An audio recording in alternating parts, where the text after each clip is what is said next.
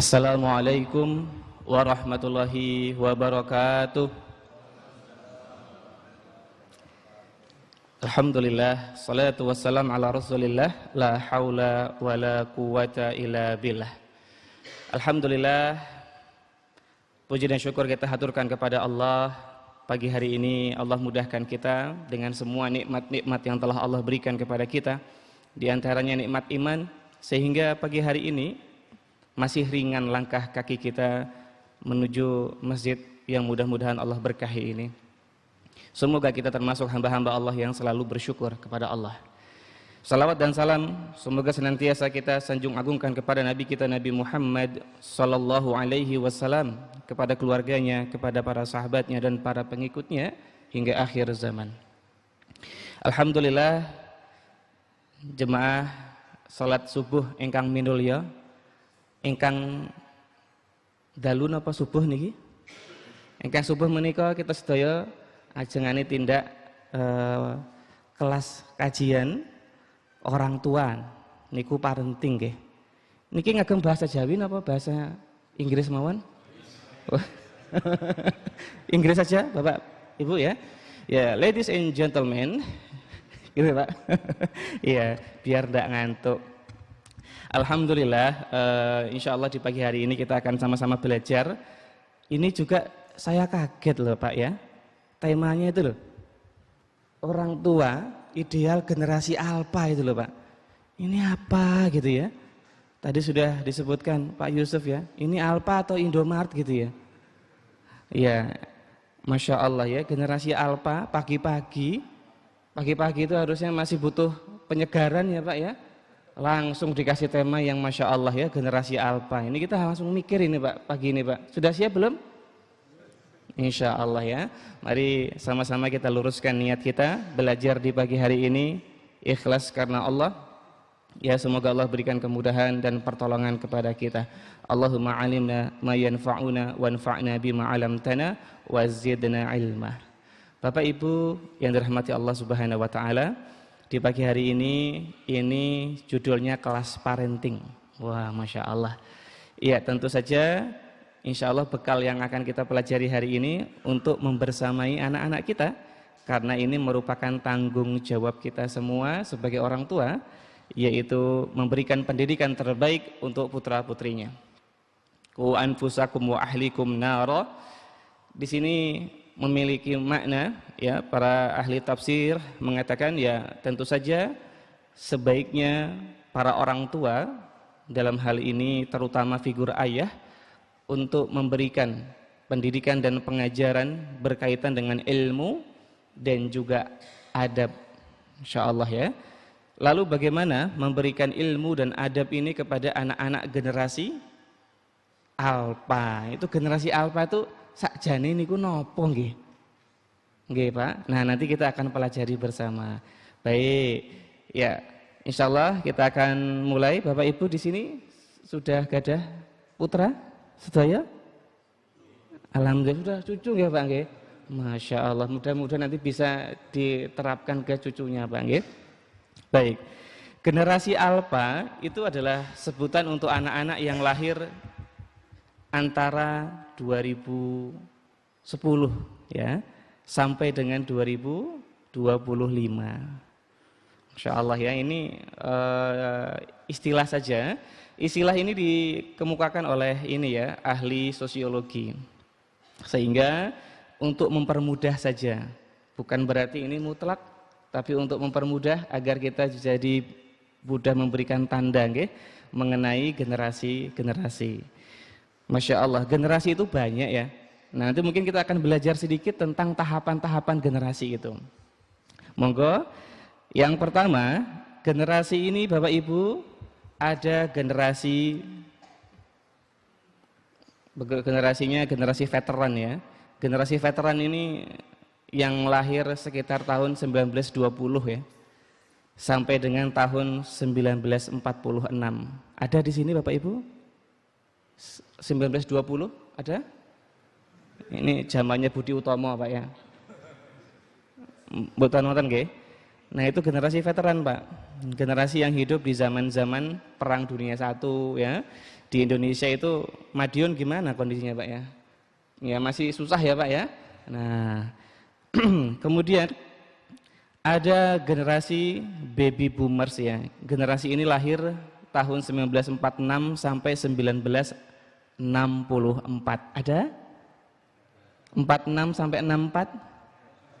Oh banyak, Masya Allah ini Bapak ya. Ini barakallahu fikum ya.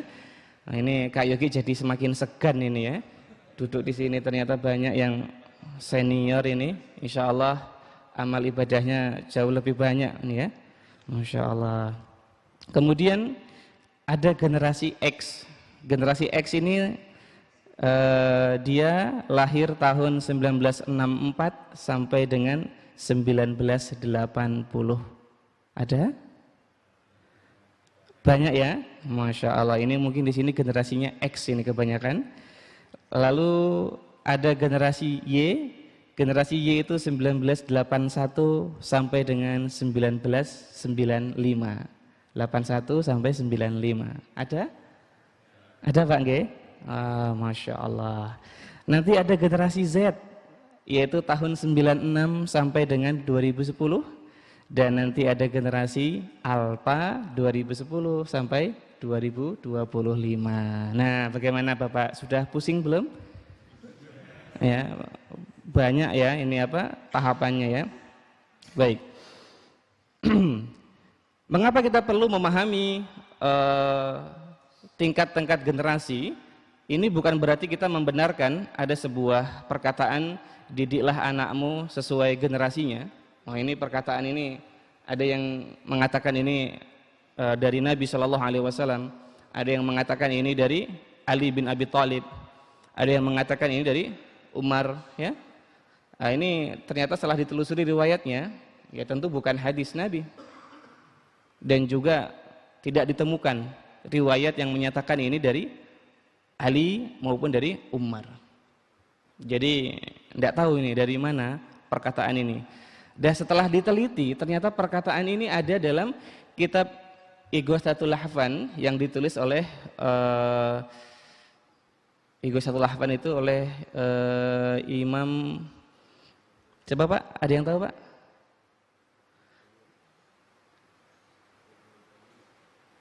Ibnu Qayyim ini. Iya, insyaallah ya. Ada satu lagi, yaitu di kitab ini disebutkan bahwa itu perkataannya Plato dan Aristoteles. Tahu Bapak Ibu? Yaitu adalah filsuf dari Yunani. Wah ini bahaya tuh kalau kita tidak tahu, dinisbatkan kepada Nabi. Wah ini batil sekali, ya. Dan ini tidak tepat. Tapi memang benar dalam mendidik anak, maksudnya bukan berarti perkataan itu benar mutlak, namun dalam mendidik anak kita harus memperhatikan bagaimana kondisi lingkungan mereka yang terkini. Ya, contohnya tadi generasi baby boomers yang lahir tahun 1946 sampai dengan 1964. Ini adalah masa-masa revolusi, ya Pak ya. Masa-masa awal kemerdekaan. Sehingga di masa-masa ini orang yang dididik dan dibesarkan di tahapan ini, mereka begitu semangat untuk survive ya, untuk bertahan hidup Bapak Ibu. Karena kondisinya tidak stabil ya. Sehingga menuntut kita yang lahir di zaman itu menuntut kestabilan. Wah, makanya orang-orang yang lahir tahun 46 sampai 64 biasanya senang dengan rumah yang stabil walaupun sederhana, pekerjaan yang stabil walaupun secukupnya ya. Yang penting abdi negara ya. Itu tahun-tahun segitu memang masanya. Kenapa? Karena lingkungannya demikian. Sehingga memenuhi rasa aman ini untuk mendapatkan kestabilan. Ada posisi, ada jabatan, ada tempat tinggal, ini menjadi hal yang pokok bagi generasi baby boomers. Orang-orang yang lahir di usia ini, di tahapan ini, itu sangat disiplin Pak. Sangat disiplin. Ya, mereka sangat disiplin, Kemudian di sini juga mereka dinyatakan bahwa punya kemandirian yang baik, punya kemampuan adaptasi yang bagus, ya, beradaptasi di lingkungan yang bagus dalam semua kondisi, Pak. Jadi mandiri betul generasi ini. Makanya Bapak Ibu tadi yang lahir generasi ini, Masya Allah ya, tangguh-tangguh nggih Pak. Leres nggih? Wah, Masya Allah, ini buktinya loh, ini masih pagi-pagi subuh sudah semangat paling awal ya Pak ya. Masya Allah, ya ini baby boomers, orangnya mandiri, tangguh-tangguh ya, dan mereka mampu menyesuaikan diri dalam berbagai kondisi, karena dulu mereka hidup di zaman yang tidak stabil, revolusi ya, pemberontakan sana sini dan sebagainya. Nah, di zaman ini jangan berbicara teknologi, karena belum marak teknologi di zaman ini, sehingga generasi ini kalau saat ini disuruh belajar teknologi itu agak berat, betul Pak? Belajar WhatsApp gitu ya Pak ya, itu agak berat, enggak apa-apa ya, enggak apa-apa, karena ada kelebihan yang lainnya. Nah ini generasi baby boomers. Baik, ciri-cirinya orangnya punya prinsip tinggi, ya, rasa malunya juga tinggi gitu ya, disiplinnya bagus, loyal orangnya gitu ya, dan dedikasinya tinggi gitu. Kalau kerja apapun dedikasinya tinggi, itu terbukti sampai sekarang harusnya, karena kondisinya saat itu demikian. Kemudian kita ke generasi X Bapak Ibu. Generasi X ini yang lahir tahun 46 sampai 80. Iya 64, wah ini berarti masih konsentrasi ya Pak ya. Ini sengaja tadi ya disalahkan. Iya ternyata enggak ngantuk ya. Baik, generasi ini, kalau generasi baby boomers itu dulu yang tahun 46 tadi, itu anaknya banyak biasanya Pak. Enggak hanya anaknya, biasanya juga wah istrinya, masyhur ya ternyata ya. Iya terkenal ya. Istrinya lebih dari satu, anaknya belasan biasanya. Nah ini mungkin Bapak Ibu yang lahir di tahun ini itu bisa dibuktikan saudaranya banyak biasanya. Ya 10, 7, 8 ya. Ya. Ini baby boomers. Generasi X tahun 64 sampai dengan 80 ini mulai kenal istilah nanti membatasi jumlah anak di usia ini, yaitu ada istilah KB dan sebagainya. Maka menurut data grafik di Indonesia tahun 64 sampai 80 penduduk Indonesia populasinya menurun Pak, karena ada tren ini ya gitu ya. Maka orang-orang yang lahir di tahun ini orang-orang yang cenderung sama, karena dia dididik oleh baby boomers, maka dia tumbuh menjadi orang-orang yang pekerja keras. Ini generasi X ini ya, 1964 sampai dengan 80 ya. Orangnya fokus sama karir Pak. Kalau sudah berkarir itu senang gitu. Pokoknya fokus sama karir Pak. Generasi ini ya. Logis, realistis orangnya. Oh, Masya Allah ya. Jadi orangnya betul-betul realistis ya. Apa yang dia lakukan bisa dilakukan gitu ya. Orangnya mandiri dan disiplin. Dia hampir sama dengan baby boomers karena dididik dengan pengasuh yang disiplin juga, loyal juga ya, Masya Allah. Nah, maka orang-orang generasi X ini ya pengalaman dan ketakutan pada orang tua terdahulu itu akan membentuk cara mereka mengasuh Pak. Biasanya orang-orang yang lahir di tahun ini itu kalau dulu ada masalah di sekolah berani nggak cerita ke ayah ibunya? Pak, saya tadi di sekolah dipukul sama Pak Guru, malah tambah dipukul Pak, tambah diajar gitu ya. Nah itu generasi X ya. Anak sekarang, wah tadi saya dijawer sama Bu Guru, ayo visum yuk ke polsek yuk gitu. Visum sekarang Pak, somasi gitu ya. Nah, beda generasi. Itulah kenapa anak-anak sekarang secara mental dia kadang cukup lemah. Beda dengan generasi X yang tangguh-tangguh ini Pak ya, disiplinnya luar biasa. Kelemahannya generasi X itu kadang ini Pak, gengsinya cukup tinggi, malunya cukup tinggi ya, sehingga kalau ada masalah, ada apa-apa itu jarang terbuka dan cerita Pak, dipendam sendiri, terutama yang laki-laki Pak. Oke, suka dipendam sendiri tuh Pak kalau ada masalah, nggak suka cerita sama istrinya, pasangannya ya. Apalagi ke psikolog, nggak mau itu generasi X itu ke psikolog, malu. Oh saya kok ke psikolog, ke psikiater gitu, gangguan jiwa saya gitu ya, nggak mau. Kalau generasi X, generasi Z itu rutin ke psikolog, ke psikiater, Pak. Masalah dikit langsung ke psikiater, Pak. Psikolog. Generasi X mana mau? Ya, mereka merasa dirinya mandiri, merasa dirinya mampu, ya, merasa dirinya berani. Dan generasi X itu adalah orang-orang yang masih tergolong cukup tangguh, ya. Generasi yang memang mementingkan pendidikan dan juga kreativitas yang cukup tinggi itu di generasi X, ya, usaha-usaha mulai berkembang, ya, wirausaha, jadi sudah mulai menyebar, nggak hanya difokus ke abdi negara, PNS, TNI, Polri, ikatan dinas, itu sudah enggak, trennya sudah mulai menyebar. Kemudian generasi Y, ini generasi yang muda-muda, yang saat ini anaknya mungkin masih umur-umur 7 tahun, 8 tahun, 10 tahun, yaitu generasi yang lahir tahun 1981 sampai dengan 95. Ini istilahnya masuk pada istilah generasi milenial. Nah, kenapa? Karena di tahun ini, Pak, itu sudah mulai berkembang teknologi. Sudah mulai ada pager, ya, Pak, ya. Ada yang masih ingat pager? Ya, itu kayak SMS itu loh, Pak, ya. Oh, atau dulu enggak punya, Pak, ya? Mahal ya, Pak, ya, dulu. Ya, ada pager gitu, ya. Awal-awal berkembangnya komputer, ya. Nah, ini di tahun-tahun ini, ya, adanya TV, walaupun mungkin hitam putih, ya, Pak, ya. Ya, dulu jarang, yang punya paling Pak Kades, ya, TV itu nontonnya bareng-bareng gitu, ya. Nah, itu mulai berkembang ini tahun-tahun ini. Ya, TV, pager, ya, internet, komputer itu sampai dengan tahun 95 berkembangnya. Maka generasi ini adalah generasi milenial karena mereka dekat dengan teknologi yang baru berkembang. Sehingga generasi di tahun ini adalah generasi yang cukup kreatif, Pak. Ya, mereka tidak lagi bergantung sepenuhnya kepada pemerintah, Pak. Dan ketakutan orang generasi baby boomers, generasi X harus stabil, harus aman pekerjaan, rumah harus ada dan sebagainya. Generasi Y tidak.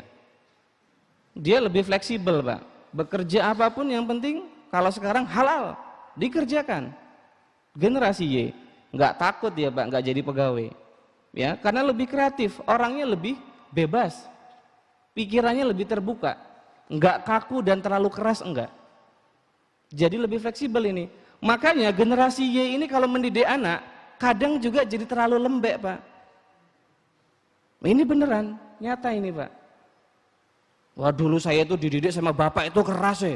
Mosok ke anak saya keras juga, nggak maulah gitu. Akhirnya anaknya mau ini, nyoh gitu. Anaknya mau ini HP, nyoh gitu, dikasih. Ini generasi Y. Yang hari ini mungkin cukup banyak masalah ini, ya, dalam pendidikan anak, walaupun tidak semua.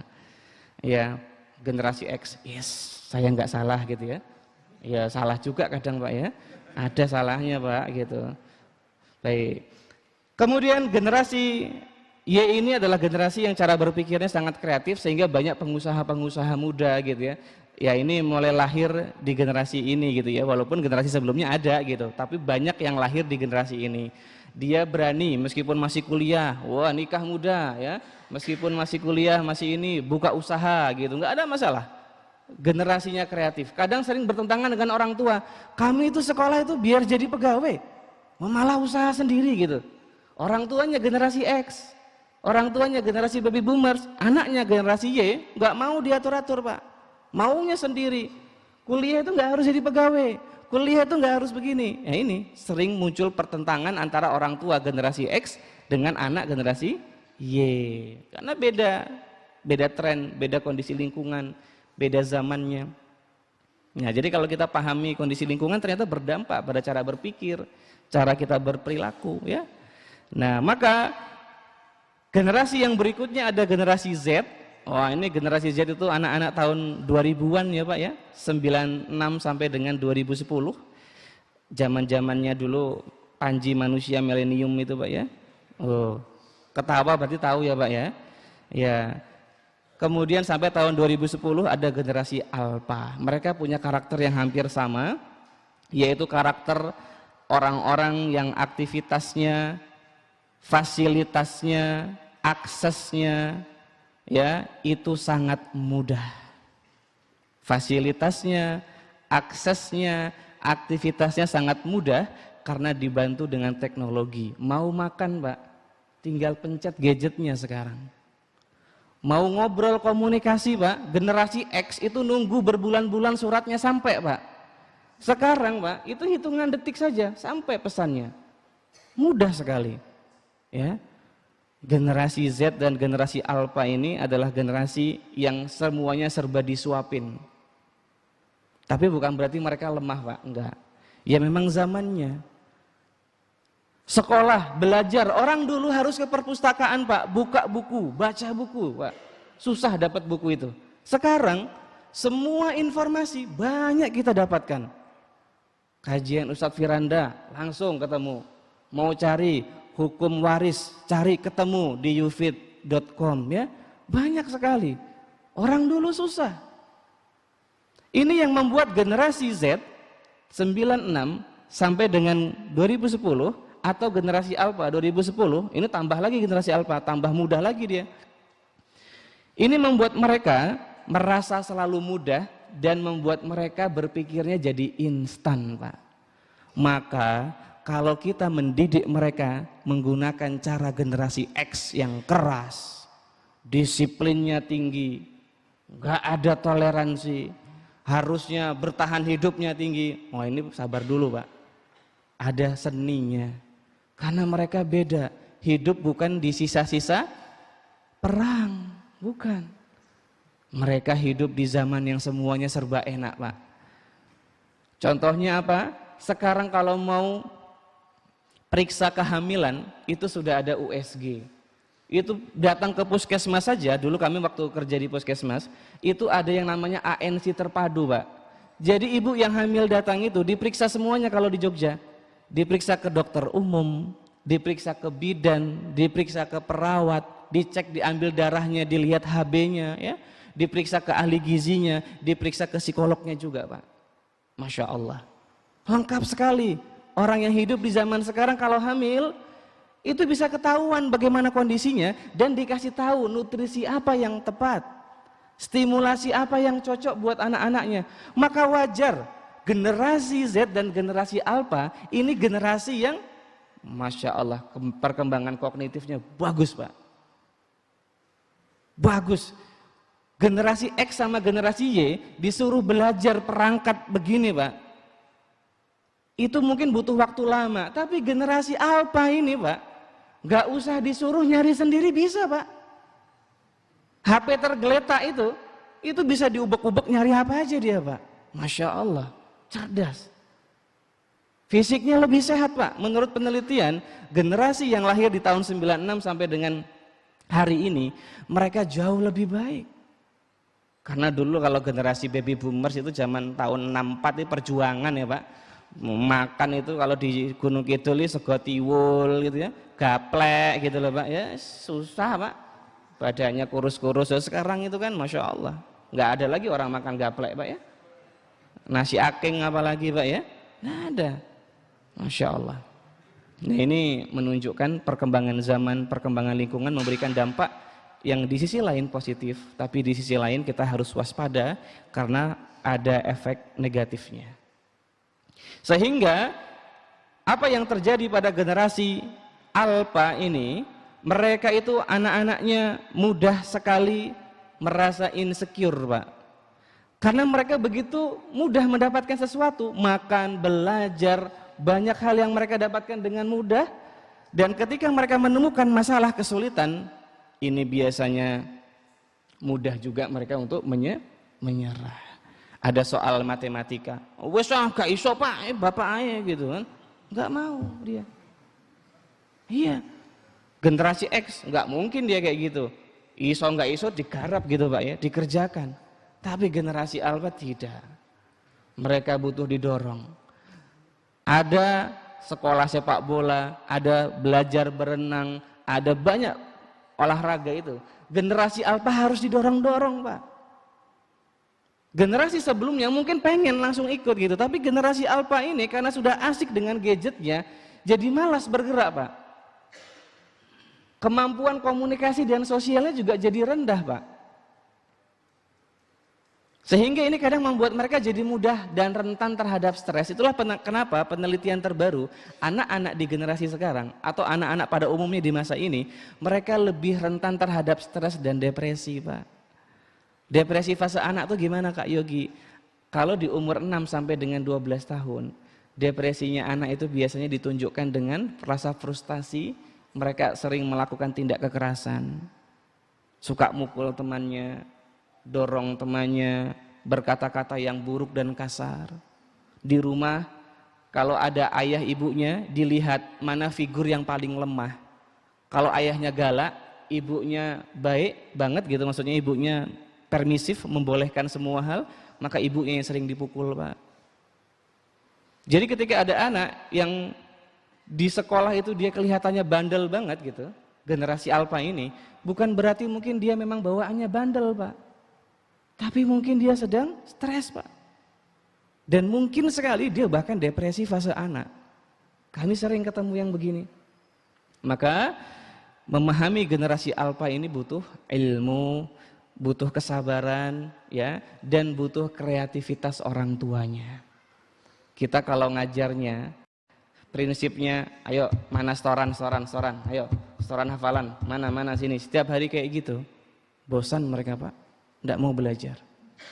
Tapi ketika mereka dibikin bentuk halakoh, kelompok gitu ya, coba kakak koreksi adik, ayo adik gantian koreksi abi ini mau setoran nih, adik koreksi ya. Nah sekarang gantian kakak abi yang koreksi, jadi dibikin kreatif, dibikin bervariasi, itu senang generasi alfa. Tapi kalau sifatnya monoton, satu arah, wah nggak senang, Pak, generasi alfa. Mereka sudah terbiasa dengan gadget yang sangat sensitif. Disentuh sedikit gadget itu berwarna, disentuh sedikit gadget itu memberikan respon, Pak. Bahkan gadget itu memberikan 5 respon, Pak. Ada suara, ada warna, ada gerakan, Pak, ada cahaya. Ya, apalagi nih, Pak? Suara, warna, gerakan, cahaya, sama gambar. 5, Pak. Ketika orang tua tidak mampu memberikan respon yang baik kepada anak, maka sudah pasti orang tua kalah, Pak, sama gadgetnya. Itulah kenapa anak-anak jadi lebih condong suka dengan gadget daripada ngobrol sama abinya. Itulah kenapa anak lebih suka main game daripada ngobrol sama uminya. Dan itulah kenapa mungkin sebagian anak-anak lebih suka diam di rumah memegang gadgetnya daripada bergaul bersama teman-temannya. Sehingga maka ayah dan bunda yang dirahmati Allah Subhanahu wa taala, inilah beberapa alasan kenapa generasi alfa itu perlu dipahami betul. Generasi yang memang butuh kesabaran. Kita terlalu keras, Pak. Didikannya kita sama seperti orang tua dulu. Boleh-boleh saja jika lingkungannya juga sama. Tapi yang jadi masalah kita keras, ya. Kamu harus disiplin. Dalam sepekan nggak boleh pegang HP, ya. Tapi teman-temannya di sekolah pegang HP, teman-temannya di tempat bermain pegang HP, YouTuber, ya. Maka ini akan memunculkan inkonsistensi pengasuhan. Apa, Pak? Inkonsistensi pengasuhan. Sehingga anak-anak melihat orang lain kenapa boleh, orang lain, orang tuanya memperbolehkan, enak sekali jadi dia, sementara aku tidak. Ini enggak konsisten. Akhirnya apa? Mereka akan memunculkan dan mengembangkan pola kepribadian yang tidak stabil, Pak. Makanya kalau ada anak di umur 10 tahun, 8 tahun kok gampang marah gitu. Kok gampang menentang sama orang tuanya. Coba dicek, Pak, kita konsisten apa enggak? Karena ketidakkonsistenan pengasuhan akan memunculkan yang namanya emosi ambivalen pada anak-anak. Ambivalen itu apa, Kak Yogi? Ambivalen itu emosinya tidak stabil. Ini sering, Pak. Makanya generasi alfa itu di antara masalahnya adalah masih sering tantrum walaupun usianya sudah di atas 6 tahun. Sering nangis, ngamuk, mukul-mukul, Pak. Itu masalahnya. Generasi dulu zaman kita ada nggak kayak gitu, Pak? Ada, Pak. Mukul-mukul dipukul genti sama bapaknya. Iya, Pak. Nggak ada. Generasi sekarang ya begitu. Nah, jadi pertanyaannya Kak Yogi, berarti lebih baik pendidikan di zaman dulu dengan disiplin lingkungan yang keras, lingkungan yang ini apa, yang disiplin yang ketat gitu ya, membuat anak menjadi tangguh? Jawabannya belum tentu. Karena hukum asal pengasuhan adalah dengan cinta, dengan kelemah lembutan. Jadi kalau ditanya apa yang membuat anak-anak itu menjadi tangguh, jawabannya karena kelemah lembutan cinta itu, Pak. Jadi jangan dikira generasi X dulu yang dididik dengan otoriter, militer itu tangguh, betul tidak, Pak.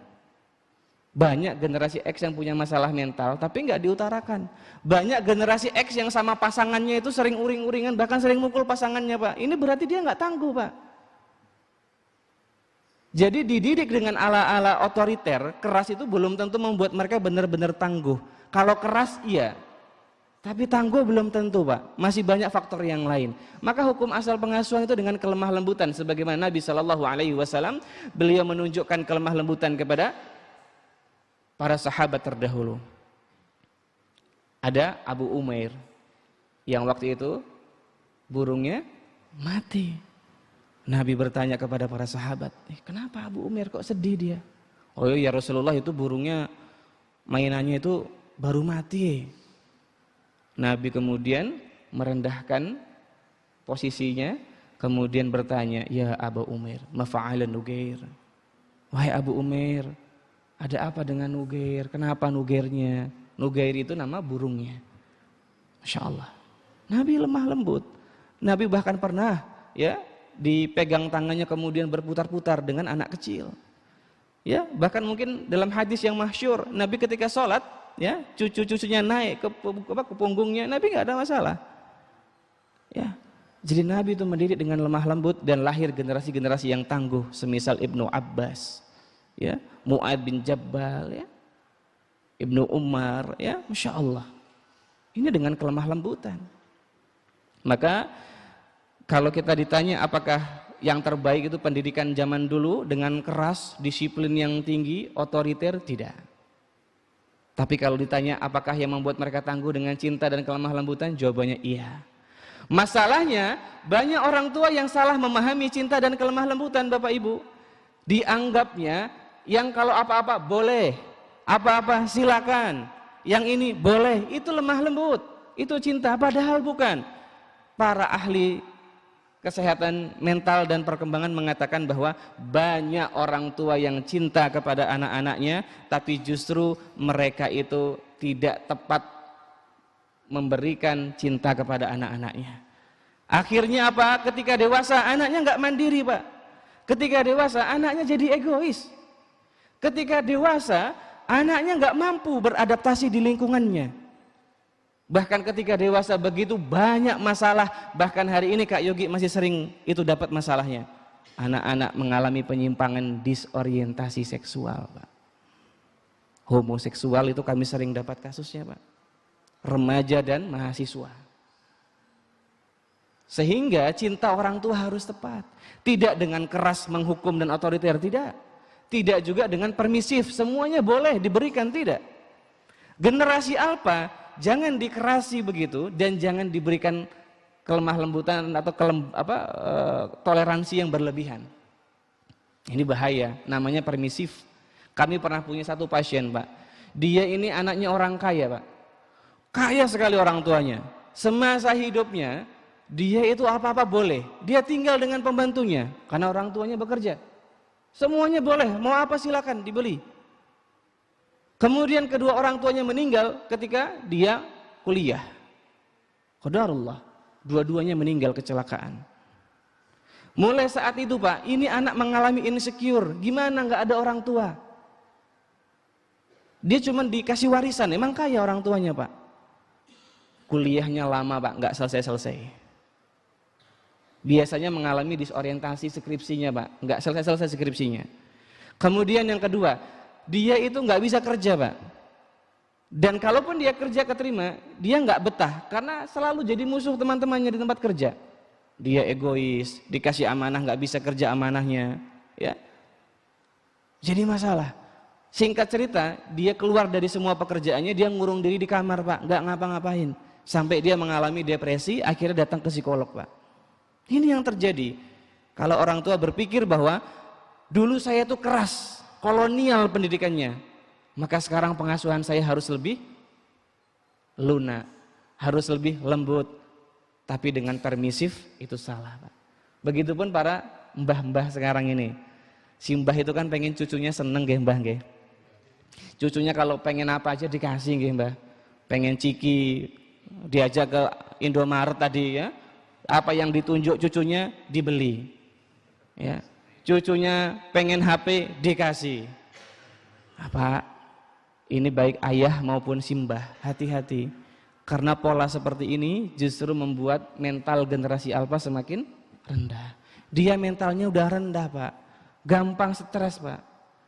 Kalau kita semakin melatih mereka dengan kemudahan-kemudahan lagi, itu akan membuat mereka nggak belajar mengendalikan dorongannya. Karena manusia itu punya dorongan atau impuls, dalam Islam hawa nafsu, pengen ini, pengen itu. Dorongan ini kalau nggak dikendalikan jadi impulsif. Apa yang dia mau harus dia dapatkan. Kalau nggak dia dapatkan dia frustasi. Itu yang terjadi, Pak. Jadi kalau anak itu mau nunjuk apa-apa, Pak, dilihat dia sudah belum dapat ini, layak nggak dia dapat ini, perlu nggak dia dapat ini. Jadi jangan semuanya dibolehkan. Ini generasi alfa. Dan dia harus belajar bersabar, Pak. Generasi alfa harus belajar menunggu, karena dia nggak sabar menunggu. Selama ini instan yang dia dapatkan. Pesan apa-apa di Gojek dapat langsung, nggak bisa. Harus belajar menunggu dia, Pak. Ini mengendalikan dorongan, dan dia harus belajar tidak mendapatkan sesuatu. Jadi generasi alfa itu minimal dia belajar 3 hal. Yang pertama, dia harusnya belajar menunggu. Yang kedua, dia harusnya belajar untuk mencari pilihan lain atau alternatif. Kalau minta sesuatu nggak boleh, maka dia harus cari alternatif lain yang boleh. Jadi kita sebagai ayah atau sebagai simbah, kalau anaknya minta ini, cucunya minta gitu ya, ini nggak boleh ini es krim, ayo nak yang lain aja, roti. Kalau roti mbah belikan, gitu. Belajar, kasih dia alternatif. Alternatif berfungsi ketika dewasa, dia daftar perguruan tinggi, nggak keterima, dia masih tangguh, Pak. Dia mau ke Madinah, wah nggak masuk ini di UIM, tangguh dia, nggak gampang down. Dia punya pilihan yang lain, wah King Saud boleh nih gitu. Atau kuliah di Indonesia di STDI boleh nih gitu. Dia punya pilihan yang banyak, nggak gampang kecewa, Pak. Tapi kalau dari kecil kita nggak ngajarin pilihan, nggak ngajarin alternatif, maka sampai dewasa dia akan jadi orang yang mudah kecewa. Ini banyak kami temukan pada anak-anak sekolahnya yang menengah ke atas tuh biasanya. Kita nggak akan sebut namanya ya.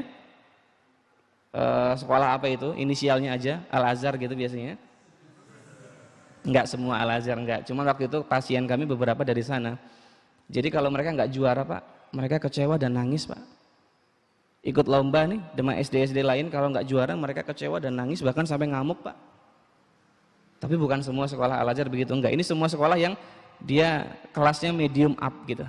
Kelas-kelas yang SPP-nya mungkin 2 juta atau 3 juta per bulan, Pak. Karena di sana mereka generasi alfa kadang justru malah mendapatkan privilege, kemudahan-kemudahan yang kadang membuat mereka nggak belajar. Bahwa dia tuh bisa kalah loh, dia tuh harus sabar loh. Itu kadang nggak disentuh di situ. Nah ini penting. Kalau generasi X itu mungkin udah ini Pak ya, udah kalau orang Jogja bilang udah warek gitu Pak ya, gagal gitu kan, ditolak gitu ya, kalah itu biasa gitu Pak ya. Generasi alfa ini enggak biasa. Baik, jadi memang demikian generasi alfa sifat-sifatnya. Jadi kita harus mengajari dia 3 hal. Dia harus belajar menunggu, dia harus belajar alternatif pilihan, dan yang ketiga dia belajar menerima kalau dia nggak dapat apa-apa. Ini generasi alfa. Pendidikannya begitu Pak. Tapi di sisi yang lain Pak, kita tunjukkan banyak cinta. 5 bahasa cinta yang Bapak Ibu bisa bawa pulang hari ini. 1 Pak, generasi alfa paling suka dengan yang namanya pujian Pak.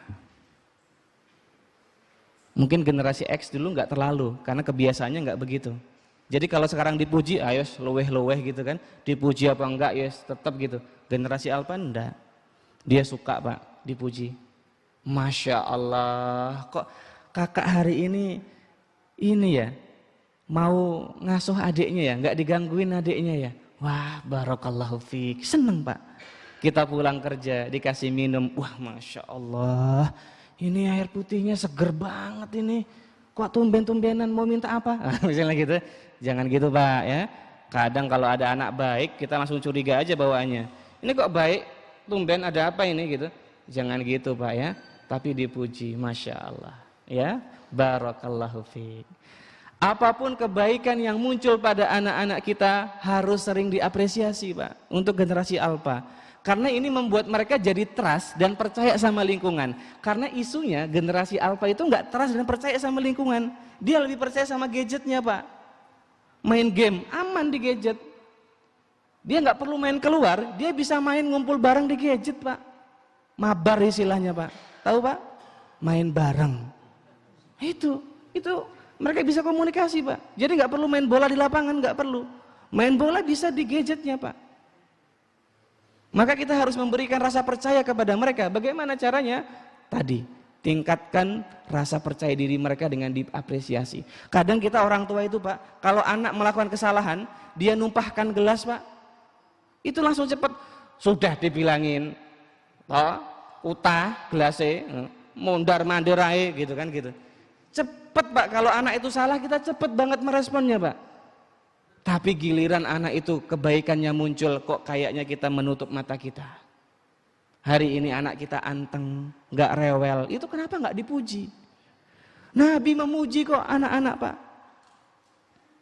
Ibnu Abbas dipuji, ya, Mu'adz dipuji sama Nabi. Kenapa kita enggak? Ada yang bilang, Kak Yogi, memuji anak itu membuat mentalnya lemah. Salah. Ini prinsip yang salah Pak. Memuji itu bukan membuat mentalnya lemah, justru membangun yang namanya konsep diri. Konsep diri ini akan membangun yang namanya rasa percaya diri Pak. Ini akan membentuk resilient. Apa itu resilient? Daya lenting Pak. Ketika dia jatuh Pak, cepat bangkitnya. Itu Pak. Kadang kalau kita minim pujian Pak, kita ingat-ingat dulu, kita punya gambar, kita kasih ayah, ya gambarku gimana? Biasa ya gambar ini. Gambar koyok ngene apa api itu. Kadang kita kayak gitu Pak. Itu katanya bikin tangguh, enggak Pak, justru bikin mental kita, konsep diri kita kosong, sehingga ketika ada masalah Pak, biasanya kita jadi mudah nyerah, kita nggak berharga, kita stres, dan banyak terjadi itu. Maka puji Pak anak-anak kita, itu bahasa cinta yang pertama, berikan pujian, cepat responnya. Jeli jadi orang tua melihat kebaikan anak sekecil apapun, begitupun Simbah, silakan puji cucu-cucunya. Bisa jadi dari pujian Simbah itu membentuk konsep diri mereka yang tangguh nantinya. Tapi ingat dalam memuji jangan lupa, nak Masya Allah, kaitkan sama Allah, nak barakallahu fiik. Ya, kaitkan dengan ini bahwa pemberian dari Allah, harus ingat sama Allah, biar dia nggak takabur nantinya, nggak ujub nantinya. Taib ya. Jadi pujian kita sekecil apapun harus diberikan kepada anak. Coba ingat-ingat, muhasabah diri, bercermin dan berkaca, seberapa sering kita memuji anak-anak kita, seberapa sering cepat kita merespon kebaikan mereka. Perilaku anak itu dalam konsep psikologi Pak, teori behavior, anak-anak itu akan cenderung mempertahankan perilaku positif jika ada penguatan positif. Memuji adalah penguatan positif yang membuat perilaku mereka bertahan panjang Pak. Makanya kalau ada anak hari ini dia perhatian sama orang tua, dia perhatian sama adiknya, dia sabar, dia tenang, tapi nggak pernah dipuji, jangan salahkan dia Pak. 5 tahun, 7 tahun itu hilang perilakunya. Kenapa? Karena nggak dikuatkan Pak. Belum tentu di lingkungan itu dikuatkan. Ada anak yang mungkin jarang dipuji di rumah, tapi teman-temannya di sekolah selalu memuji. Wah kamu keren ya, kamu hebat ya, Masya Allah kamu tuh orangnya tangguh gitu. Di rumah jarang, itu bagus. Tapi yang jadi masalah kan nggak semua anak kita di sekolah itu didukung teman-temannya, didukung gurunya, enggak. Maka minimal kita. Yang kedua Pak, sentuhan. Anak-anak itu suka disentuh Pak. Kulit ketemu kulit itu merupakan bahasa cinta tanpa berkata-kata. Ada orang tua yang sampai hari ini tuh mau meluk anaknya tuh canggung Pak, ada. Ada yang sampai hari ini tuh orang tua yang mencium pipi anaknya itu canggung Pak, ada. Alasannya dulu saya nggak pernah dicium sama bapak Dulu saya nggak pernah dipeluk sama bapak Jadi sekarang mau meluk tuh canggung. Ya sudah, itu generasi baby boomers, nggak apa-apa gitu. Generasinya gengsi gitu ya. Sekarang enggak Pak. Kalau salah kita ngaku salah ke anak Pak. Maafin ayah ya, maafin mbah ya. Begitu. Anak senang. Dan ketika kita belajar memberikan peluk sambil bilang maafin ayah, itu anak itu akan belajar bahwa meminta maaf itu adalah hal yang paling gentle dia lakukan. Maka dia nggak akan malu ataupun canggung untuk minta maaf atau bahkan memeluk orang tuanya. Kenapa hari ini kok ada anak remaja dipeluk orang tuanya nggak mau? Alasannya pasti orang tuanya, oh maklum Kak Yogi udah remaja, malu dipeluk. Pak, kalau anak-anak itu lekat dan biasa dipeluk dicium oleh kita, sampai umurnya 50 tahun juga dia tetap mau dipeluk dan dicium Pak. Nggak ada masalah. Kalau dia mulai nggak nyaman berarti ada yang salah. Sama Simbah, nggak ada anak itu malu dicium sama Simbah, nggak ada. Kalau itu dibiasakan Pak dari kecil. Nah ini pentingnya kita memberikan bahasa cinta dengan sentuhan. Kemudian yang ketiga Pak, bahasa cinta yang ketiga adalah orang tua menawarkan perhatian dan bantuan. Nak, Abi bisa bantu apa? Nak, kamu kok kayaknya sedih. Kenapa? Seperti Nabi kepada Abu Umair tadi. Ketika anak itu raut wajahnya berubah, ketika anak lagi bingung, ketika anak lagi sendiri, jangan biarkan itu berlalu begitu saja Pak. Jadikan itu kesempatan bagi kita menunjukkan rasa cinta kita. Karena anak-anak itu Pak, paling nampak dari wajahnya, paling nampak dari perilakunya, paling gampang diketahui Pak. Psikolog itu Pak, kalau mau tahu anak ini kenapa gitu ya, itu diobservasi aja Pak biasanya. Kadang nggak perlu nanya. Karena anak-anak itu paling jujur Pak dengan apa yang dia tunjukkan di lingkungan. Maka sangat sayang jika hari ini kita nggak tahu gerak-gerik dan perilaku anak kita sedang apa yang dia rasakan, apa yang dia alami, apa yang dia pikirkan. Sayang. Harusnya kita menunjukkan perhatian dan bantuan itu. Itu bahasa cinta yang ketiga. Lalu yang keempat, tahadau tahabbu, berikan hadiah. Sebagaimana Nabi juga sering memberikan hadiah kepada anak-anak. Hadiah itu membuat cinta Pak di antara kita. Hadiahnya nggak perlu mahal Pak, Fortuner gitu jangan Pak. Nggak perlu Pak ya. Ya hadiahnya cilok 5.000 gitu ya, 2.000 itu udah senang buat mereka Pak. Mbah juga sama, berikan hadiah buat mereka. Nggak perlu, jangan berpikir bahwa hadiahnya itu harus mahal, harus enggak. Hadiahnya sederhana, tapi respon kita yang tidak sederhana. Wah, Mbah punya hadiah nih buat kamu, Masya Allah, suka cilok kan gitu. Respon kita yang dibuat seperti anak-anak, itu senang mereka Pak. Ya Pak ya. Nah jadi anak-anak itu paling senang Pak kalau diberikan hadiah. Dan itu akan memberikan mereka itu perasaan nyaman dan aman kepada kita. Tapi orang tua yang pelit memberikan hadiah tentu akan membuat anak-anak ini bingung ke orang tuanya. Jadi jauh jaraknya ya. Lalu bahasa cinta yang kelima ya. Setelah mereka yang pertama tadi ada apa Pak? Pujian, itu penting Pak. Yang kedua sentuhan fisik Pak. Yang ketiga bantuan. Yang keempat hadiah. Yang kelima Pak, luangkan waktu berharga kita untuk mereka walaupun hanya 15 menit dalam sehari. Luangkan waktu berharga kita walaupun 15 menit sehari. Kalau bisa lebih bagus Pak. Saya pernah praktekkan ini Pak. Kenapa saya? Ya karena mungkin kalau contoh orang lain mungkin nanti jadinya nggak kredibel. Saya tuh jarang di rumah Pak. Tapi ketika di rumah, anak saya itu lagi ini Pak, Nadif itu lagi, namanya Nadif. Dia lagi jalan-jalan mondar-mandir gitu. Bingung dia gitu ya, nggak tahu. Terus saya panggil, ayo main yuk gitu. Mau main apa kita? Main masak-masakan Pak. Dia duduk, ngambil mainannya, terus kita di sana Pak. Meskipun saya nggak tahu main masak-masakan kayak gimana Pak. tapi dibikin fun aja Pak, dibikin seru, main masa-masaan. Itu dia ketawa Pak.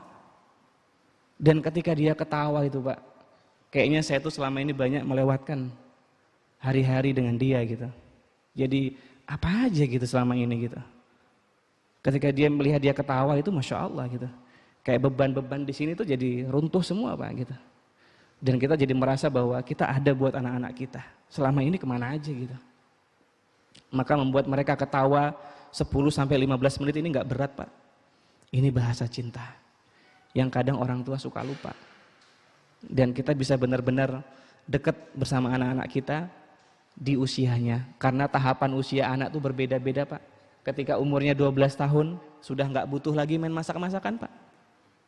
Gak mau dia. Diajak bercanda kejar-kejaran juga enggak mau Pak. Diajak lucu-lucuan yang sepele juga enggak mau Pak. Maka mumpung masih usianya, ayo Pak, bikin dia ketawa, bikin dia senang, luangkan waktu berkualitas, pekerjaan disimpan dulu, gadget disimpan dulu, ya, urusan masalah kantor disimpan dulu. Udah, hari itu, waktu itu sama mereka. Sehari 10-15 menit. Bikin memori-memori indah, kesan-kesan indah untuk anak-anak kita. Karena kesan-kesan indah ini yang ternyata dalam ilmu psikologi itu nanti, atau ilmu jiwa itu nanti yang akan terus terrecall namanya Pak, keluar di ingatan mereka ketika mereka merasa sedih, ketika mereka merasa susah, ketika mungkin mereka saat itu ada masalah, dia akan ingat memori-memori indah bersama orang tuanya. Bayangkan jika dia nggak punya memori indah itu. Bayangkan jika dia tidak punya ingatan-ingatan itu, yang dia merasa didukung, dia merasa orang lain, orang tuanya ada buat dia. Maka kepada siapa nanti dia akan kemudian berusaha meminta tolongnya. Bisa jadi ke teman-temannya, kalau temannya benar, kalau salah. Jadi generasi Alpha ini generasi yang unik Pak, tapi mereka sangat mudah disentuh perasaannya. Beneran Pak. Generasi Alpha tuh mellow anak-anaknya. Di luar tuh keras Pak, bandel ngeyel gitu. Tapi kalau udah disentuh hatinya Pak, nangis itu Pak ya. Ya kalau zaman kita dulu mungkin nonton film India itu nangis Pak ya. Inspektur Vijay itu Pak ya. Nah, jadi kita nggak nonton India, tapi kita sentuh mereka dengan perilaku kita yang lembut. Ya, kita ajak mereka bermain. Maka nanti ketika dewasa dia akan mengenang masa-masa itu, netes air matanya. Mungkin bisa membuat dia semangat lagi, membuat dia pede lagi ya. Sebagaimana Nabi Yusuf alaihissalam ya, ketika digoda oleh istri pembesar Mesir waktu itu, Allah memberikan petunjuk dan pertolongan kepada Nabi Yusuf ya, dengan menampakkan atau menunjukkan potret Nabi Yakub alaihissalam yang sedang menggigit jarinya. Sehingga Nabi Yusuf alaihissalam kemudian mengurungkan niatnya untuk berbuat hal buruk itu. Ini adalah kesan yang mendalam yang dibentuk antara anak dan orang tua. Istilahnya adalah kelekatan, atau bahasa Inggrisnya bonding attachment. Jadi penting sekali generasi Alpha itu diikat Pak. Dan tadi untuk masalah gadget, boleh main gadget usia 2 sampai 6 tahun 1 jam boleh Pak. Tapi di jeda-jeda ya Pak ya, jangan 1 jam full gitu. Jadi kita bimbing dia nonton. Kalau untuk 2 sampai 6 tahun kasih YouFit, channel-channel yang memang ramah anak gitu Pak ya, kita dampingi. Boleh. Jadi boleh silakan. Justru kalau kita meniadakan sama sekali itu kami khawatir bahayanya Pak ya. Karena di lingkungan teman-temannya pegang gadget, dia enggak. Tadi nanti dia akan membandingkan, compare dirinya dengan temannya. Hati-hati. Jadi kita fasilitasi saja. 6 sampai dengan 12 tahun boleh 2 sampai 3 jam. Itu bukan untuk belajar ya Pak ya, untuk hiburan. Hiburan itu dalam arti bebas gitu. Dia mau nyimak kajian, dia mau nonton kajian Kak Erlan gitu ya. Dia mau misalnya lihat informasi-informasi yang lain boleh. 2 sampai 3 jam itu 6 sampai 12 tahun boleh. Ya, jadi tiap hari itu Pak boleh. Kak Yogi, saya selama ini berhasil mengatur waktu anak saya, screen time-nya, waktunya itu cuma Sabtu Ahad. Ya sudah, nggak apa-apa, diteruskan Pak. Tapi kalau mau ngasih per hari pun nggak apa-apa. Tadi syaratnya 2 sampai 3 jam. Dan syaratnya lagi, yang ketiga, kalau untuk 6 sampai 12 tahun khusus, itu jangan sampai anak-anak kehilangan aktivitas fisiknya. Jadi bapak, ibu, simbah ajak anak-anak tuh lari-lari, keluar ke taman, jalan-jalan, itu yang penting, Pak. Ini generasi alpha PR-nya di sini, Pak.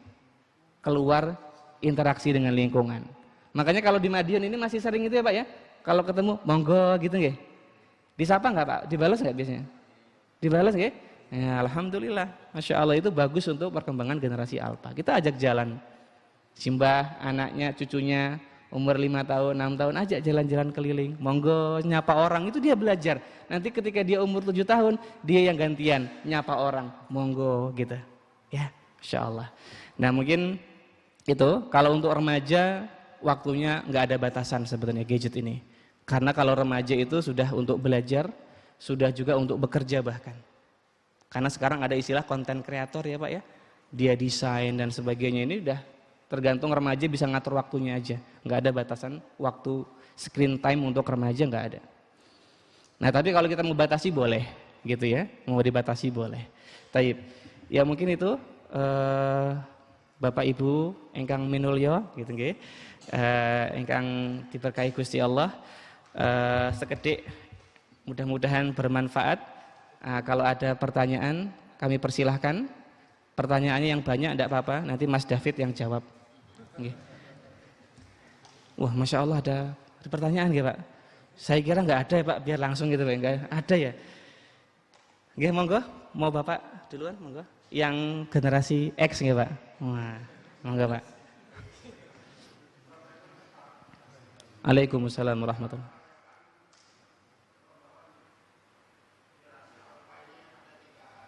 Masya Allah.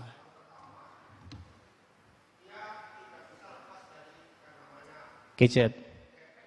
Ya. Ini istilahnya baru nih ya. Ya.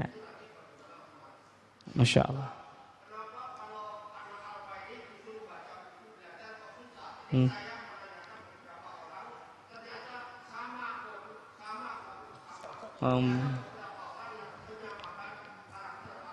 Wah ini.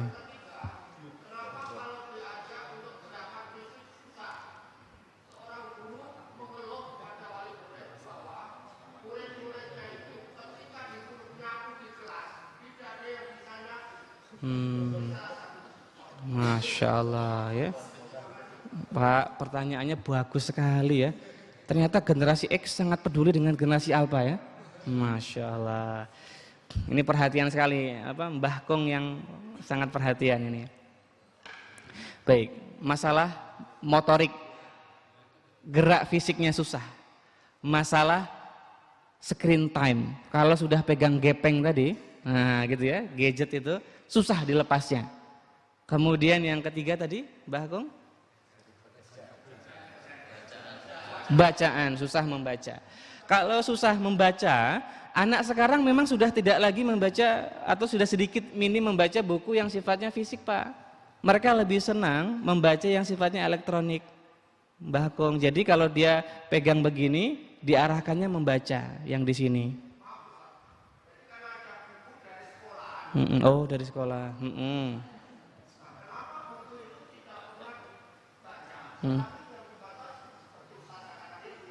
Iya betul Mbah Kong. Ya jadi memang generasi sekarang untuk membaca buku fisik itu agak susah kalau tidak dibiasakan Bapak Ibu.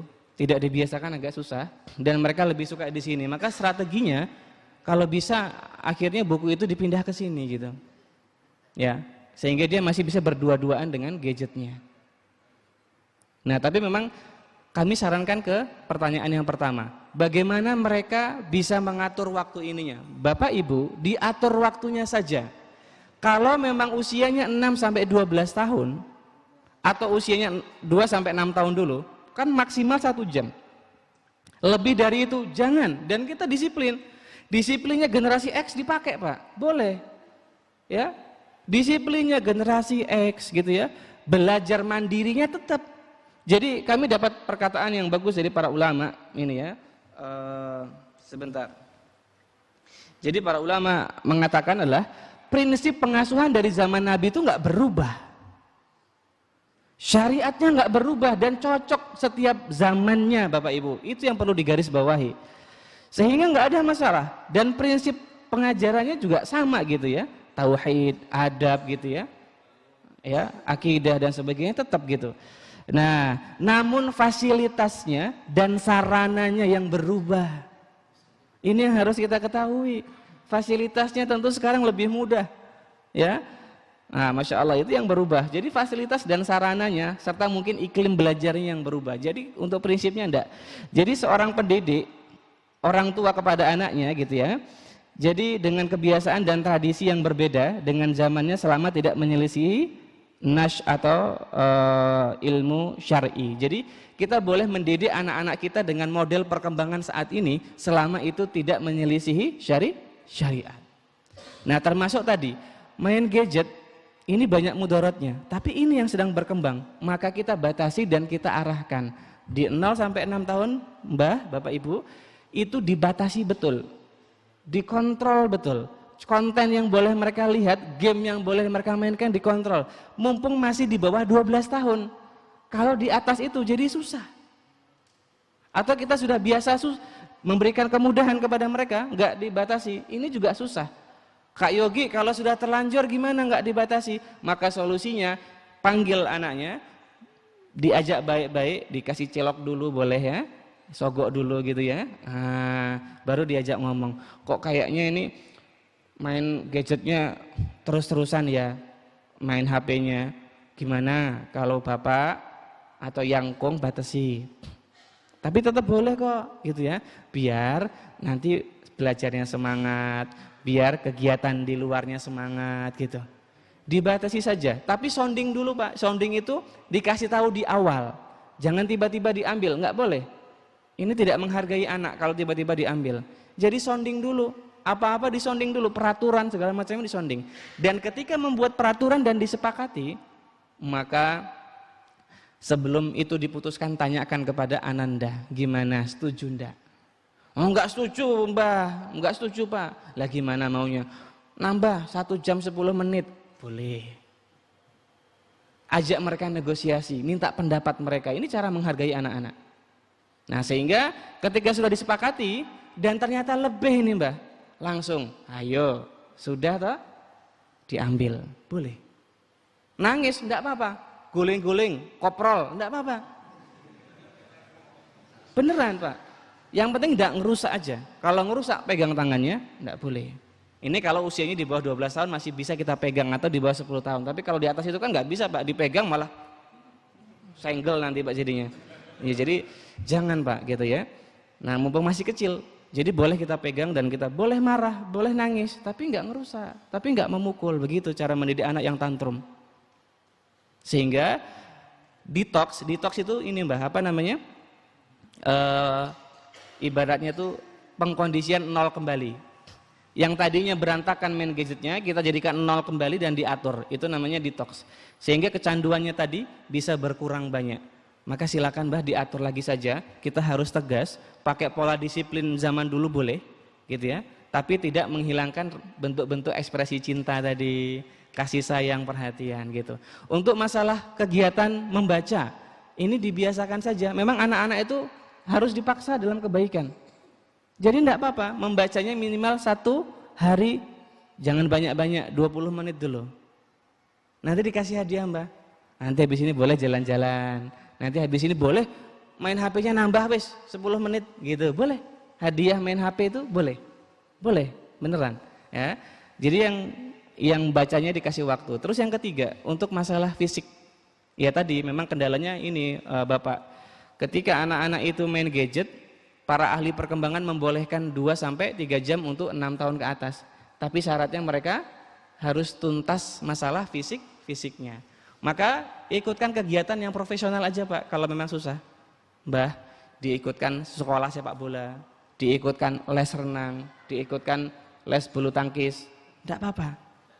Atau kalau les itu mahal gitu, ya sudah bikin kelompok. Mereka yang suka sepak bola jam berapa biasanya? Oh jam 4 sore, rutin. Kalau sudah waktu jam 4 sore kita dorong-dorong mereka untuk main bola. Gadgetnya ditaruh dulu, nanti lagi. Jadi memang harus dipaksa Mbah, dan memang harus rutin. Kuncinya konsisten. Kalau orang tua tidak konsisten di sini, wah itu bahaya. Karena anak-anak kalau sudah tidak konsisten itu akan menerapkan pola mistrust Pak, tidak percaya lagi. Kalau sudah tidak percaya lagi, apapun yang kita katakan, kesepakatan yang dibuat itu nggak mempan lagi. Ibarat kita itu sakit Pak, minum obat antibiotik. Ini mungkin ada Bapak Ibu yang dokter, mohon maaf. Kalau antibiotik ini kan biasanya untuk bunuh kuman ya Pak, bakteri, virus gitu ya. Nah antibiotik itu biasanya kalau dikasih resep itu harus habis. Kalau nggak habis, itu nanti ada kadar toleransi tubuh kita jadi naik. Besok dikasih dosis yang sama itu nggak mempan virus bakterinya itu. Jadi harus habis biar dosis kita tetap stabil. Nah, kalau kita minum obat nggak pernah dihabiskan, maka lama-lama dosis kita naik dan kebal terhadap obatnya. Anak-anak juga sama. Kalau kita bikin aturan, habis itu nggak jalan, bikin aturan nggak konsisten, nanti lama-lama jadi kebal dan dia nggak mau lagi. Apapun yang kita akan buat aturannya dia nggak akan mau lakukan. Maka kuncinya konsisten, disiplin. Kalau harus keras di awal nggak apa-apa, keras di awal, tapi ekspresi cinta tetap harus ditunjukkan. Ini untuk masalah gadget Mbah. Ngapunten nggih, matur nuwun. Bagaimana Mas David? Satu lagi, monggo. Bapak yang di belakang dulu, ngapunten.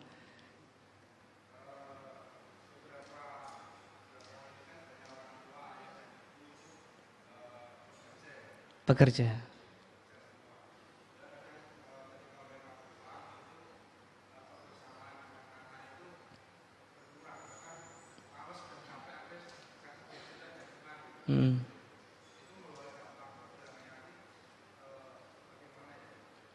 Ya Masya Allah.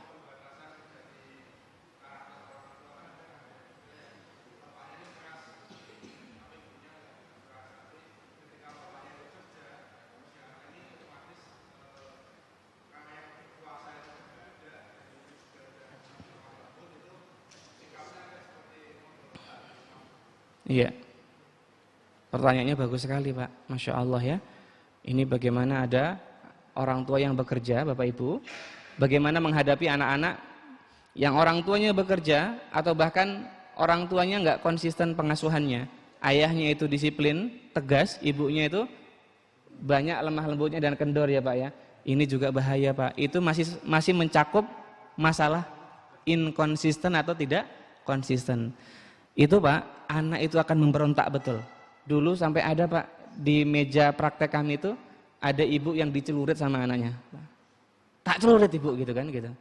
Nah itu benar-benar dicelurit Pak. Gara-gara bapaknya tuh kasar banget Pak. Wah kalau ada bapaknya tuh nggak berani apa-apa anaknya Pak di rumah. Segini aja. Nah, bapaknya kalau di luar tuh, wah anak saya tuh anteng ya gitu ya. Bagus anak saya itu gitu. Wah itu kalau ada saya tuh nurut itu apa-apa dikerjakan itu.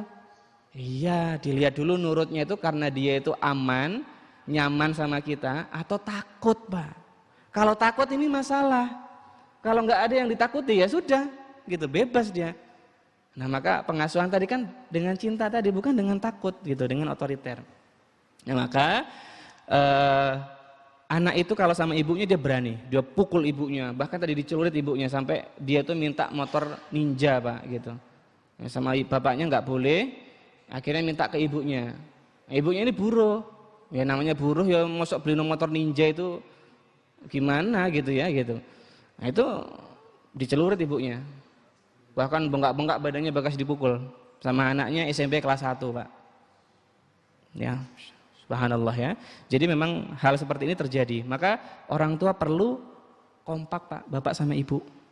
Bapaknya tegas, ibunya harus dibikin naik. Standarnya jadi tegas. Ini penting Pak. Termasuk mbah yang di rumah. Kalau mbah, ini kita ada pasangan tinggal sama mertua atau orang tua.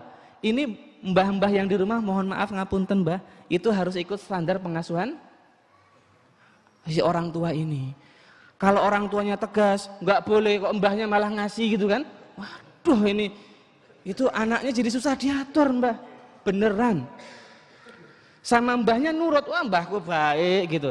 Tapi sama orang tuanya, dia akan menganggap orang tuanya enemy, musuhnya. Ini nggak boleh. Jadi orang tua atau mbah itu harusnya setara, pengasuhannya sama dengan orang tua. Nggak boleh mbah, beneran. Di psikologi itu bahkan banyak anak-anak yang menentang besarnya punya gangguan conduct disorder, gangguan perilaku menentang itu gara-gara tidak konsisten ibu sama ayahnya atau orang tua dengan orang tua atau mbahnya. Wah, ini bahaya sekali. Ini bukan nakut-nakutin, tapi beneran bahaya. Maka kadang banyak orang tua itu kalau kelas parenting Pak atau konsultasi dengan kami, Kak Yogi gimana ya, saya itu jadi orang tua sudah berusaha pakai ilmu pengasuhan. Tapi kok ya pas di rumah ada mbah itu boleh nonton TV, boleh ini, boleh itu, jadi gimana? Nah ini harus dihindari. Mbahnya nanya dulu ke anaknya gitu kan, ke mantunya, mana yang boleh, mana yang tidak boleh. Ini penting sekali karena untuk kebaikan cucunya. Banyak anak yang kemudian kita salah mengasuhnya justru membuat mereka jadi buruk Pak. Maka orang tua hati-hati. Ibnul Qayyim rahimahullah pernah mengatakan banyak orang tua yang merasa telah mencurahkan kasih sayang. Banyak orang tua yang merasa telah mengasuh anaknya, tapi sebenarnya dia telah membinasakan anak-anaknya. Ya tadi salah memberikan pengasuhan. Maka Pak kuncinya orang tua harus seirama dulu. Ibunya tunjukkan disiplin. Ibunya suruh belajar dari perilaku ayahnya. Atau ayahnya yang sedikit menurun, ibunya sedikit naik, biar sama. Nggak boleh ayahnya terlalu keras, disiplin, ibunya nggak boleh. Harus sama, minimal hampir sama. Ini biar anak-anak itu konsisten pendidikannya. Kalau ibunya ayahnya bekerja tadi, tinggal sama pembantu Pak, pembantunya juga dilatih. Mbak, di rumah jangan sampai Mbak jadi lemah gitu. Saya sama istri itu punya standarnya begini, ini yang boleh, ini yang nggak boleh. Mbak lakukan itu. Kalau dia perlu dihukum, hukum Mbak. Begitu Pak. Kita harus memberikan Mbak yang ngasuh anak kita itu power. Jangan sampai Mbak yang ngasuh di rumah atau si Mbah yang ngasuh di rumah jadi kalahan anak-anak kita. Nggak boleh. Jadi intinya konsisten Pak. Kalau nggak konsisten bahaya sekali. Ini banyak masalah anak, masalah emosi terutama Pak. Nanti jadi gangguan emosi besarnya Pak. Bapak Ibu pernah dengar gangguan bipolar? Bipolar itu harus minum obat, bahkan ada yang seumur hidup. Karena emosinya naik turun. Kadang emosinya manik itu happy banget. Langsung turun jeglek, emosinya depresif. Ini gara-gara ini Pak. Ada gangguan emosi borderline personality, gangguan kepribadian borderline. Ini gampang marah Pak. Dilihatin orang di jalan aja marah gitu. Opo kon delok-delok gitu-gitu. Kayak gitu Pak. Itu ada, namanya borderline personality disorder Pak. Ini gara-gara waktu kecilnya nggak konsisten pengasuhan orang tua. Itu banyak disebabkan karena itu. Ini hati-hati. Jadi memang harus konsisten Pak. Biar anak-anak itu juga perilakunya jadi konsisten. Barakallahu fikum. Semoga menjawab. Mungkin ini yang dapat kami sampaikan. Alhamdulillah tidak lebih dari jam 6 Mas David. Sesuai saran Mas David. Karena Bapak Ibu ajenge tidak ngasto nggih. Ajenge tidak makaryo. Semoga Allah Subhanahu wa taala memberikan kemudahan. Allah memberikan kita taufik kepada kita menjadi orang tua, menjadi mbah yang punya ilmu dan juga memberikan pengasuhan yang baik kepada putra-putri kita sehingga mereka menjadi anak-anak yang saleh dan salihah. Jazakumullah khairan, barakallahu fikum. Subhanakallahumma wa bihamdika asyhadu an la ilaha illa anta astaghfiruka wa atubu ilaik. Wassalamualaikum warahmatullahi wabarakatuh. Kita kembalikan kepada Pak Yusuf.